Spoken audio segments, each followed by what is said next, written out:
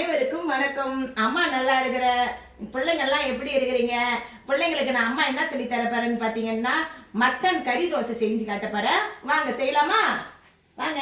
அக்காவுக்கு ஒரு 4 கிலோ கறி வாங்கிட்டு வந்தேன். நான் 4 கிலோவில் பார்த்தீங்கன்னா இந்த மாதிரி பொடியாக அரிஞ்சு வச்சுக்கோங்க. இதில் இருக்கிற எலும்பெல்லாம் இந்த பாருங்க, இதை எடுத்துட்டேன். இது வேறு எண்ணெய் வச்சுக்கலாம்.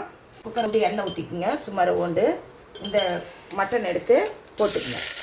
இஞ்சி பூண்டு பேஸ்ட்டு ஒரு டீஸ்பூன் போட்டுக்கணும். மிளகாத்தூள் கொஞ்சோண்டு, ஏன்னா உப்பு காரம் இந்த கறியில் உரைக்கணும் எடுத்துக்காது. உப்பு கொஞ்சம் போட்டுக்கணும்.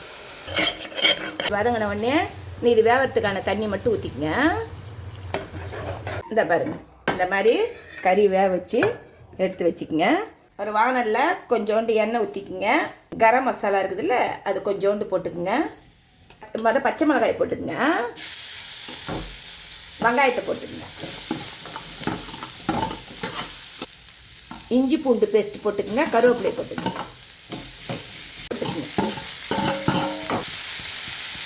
புதினா கொத்தமல்லி கொஞ்சோண்டு போட்டுக்குங்க. கடைசியாக கொஞ்சம் போட்டுக்குவோம். வதங்கும் போது உப்பு போட்டுக்குங்க. கறியில் உப்பு போட்டிருக்கிறோம், அதனால் பார்த்து போட்டுக்குங்க. வெங்காயம் எல்லாம் வதங்கிச்சு பாருங்கள். ரொம்ப பேஸ்ட் ஆக்காதீங்க.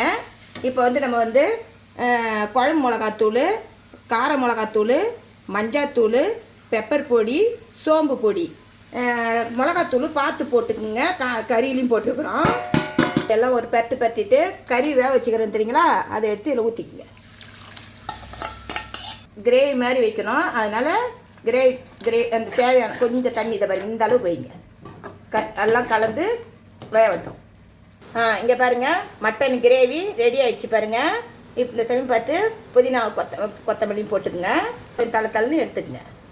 2 முட்டையை உடச்சி ஊற்றி மஞ்சாத்தூள், உப்பு, பெப்பர் பொடி போட்டு இந்த மாதிரி அடித்து வச்சுக்கோங்க. கொஞ்சம் தீயை கம்மி பண்ணிக்கோங்க. தோசை ஊற்றணும்ல, அதே மாதிரி தான் ஊற்றணும். ஆனால் கொஞ்சம் தடியாக ஊற்றணும், மெலிசாக ஊற்றக்கூடாது. தோசை மேலே இந்த முட்டை அடித்து வச்சுருந்தேன் தெரியுங்களா, அதை அப்படியே ஊற்றிக்குங்க. மட்டன் மசாலா கிரேவி இருக்குது தெரியுங்களா, அதை அப்படியே போட்டுக்குங்க. அதிகமாக்கிங்க. கொஞ்சம் சுற்றி எண்ணெய் ஊற்றிக்குங்க. தோசையை திருப்பி போட்டுக்குங்க. மதுரைக்கே ஃபேமஸான மட்டன் கறி தோசை ரெடி ஆயிடுச்சு பாருங்க. சூப்பராக நம்ம வீட்டிலே சுட்டு சாப்பிடலாம். அருமை. அதை பாருங்க,